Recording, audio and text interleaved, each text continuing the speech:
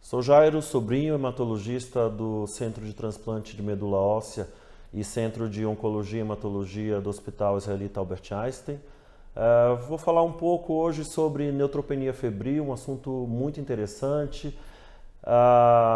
Um ponto que vale a pena destacar sempre na análise de um paciente com neutropenia febril é que nós estamos acostumados com aqueles guidelines bem antigos, baseados nos trabalhos do Vicente Piso, lá dos anos 70, 80, e esses trabalhos são feitos com poucos pacientes, aquela história de começar a cobertura para gram negativo, seguir para gram positivo se febre, ampliar para fungos, isso meio caiu por terra ultimamente, né? Nós temos mais recursos, nós temos mais condições de diagnosticar melhor os pacientes e tratar melhor a neutropenia febril.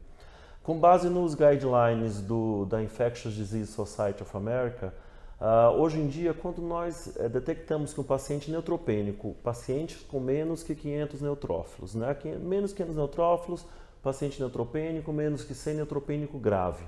O paciente neutropênico desenvolve febre, o que seria essa febre?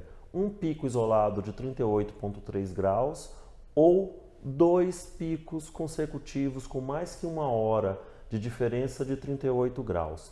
Esse paciente é considerado neutropênico febril. Lembrando que essa temperatura deve ser axilar, não deve ser axilar, principalmente do ouvido, oral. A gente tem que evitar a temperatura axilar, que está muito sujeita a variações de alterações cutâneas, não mesmo sistêmicas.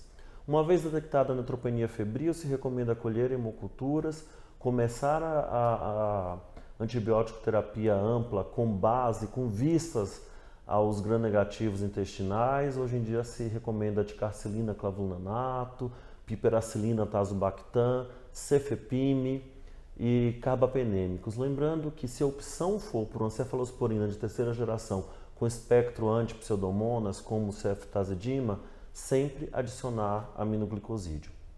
O paciente persiste febril, o ideal é insistir nas culturas, ver se há focos, tentar mudar o tratamento, ampliar o tratamento para outros antibióticos com cobertura para gram negativo e só iniciar a terapia para gram positivos, terapia empírica, preferencialmente com glicopeptídeos, vancomicina, seria o principal deles, só começar nos casos de instabilidade hemodinâmica, nos casos que o paciente tem infecção do ósteo, do túnel do catéter, bacteremia, infecções em geral na pele, pneumonia. Esses casos, a cobertura de gram positivo deve ser iniciada no momento do diagnóstico.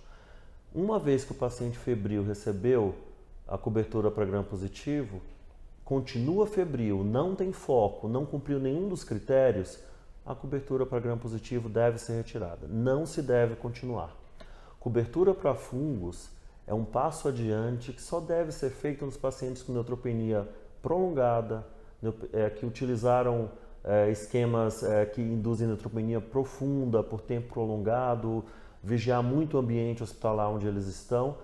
E nós temos que usar os armamentos modernos, né? Ideal tomografia, galactomanana, ter certeza que o paciente tem uma indicação de iniciar antifúngico. Porque a maioria das vezes, os estudos mostram que ampliar para antifúngicos como terapia empírica pode melhorar a mortalidade, mas a maioria das vezes os pacientes não têm infecção fúngica, né? A maioria das infecções fúngicas são detectadas com métodos de imagem e laboratoriais. A gente tem que pensar, utilizar os armamentos e aí sim partir para a terapia antifúngica.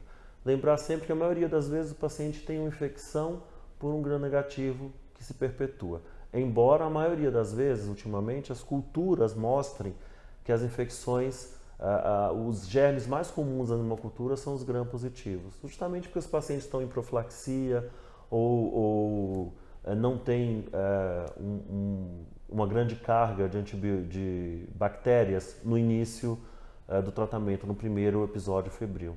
Isso é o mais moderno que a gente tem que lembrar em relação às bactérias. Tem outras indicações de cobertura de antifúngicos, de quando parar a antibiótico terapia, que em resumo, assim, o que seria mais importante desse guideline novo é a parada da antibiótico terapia.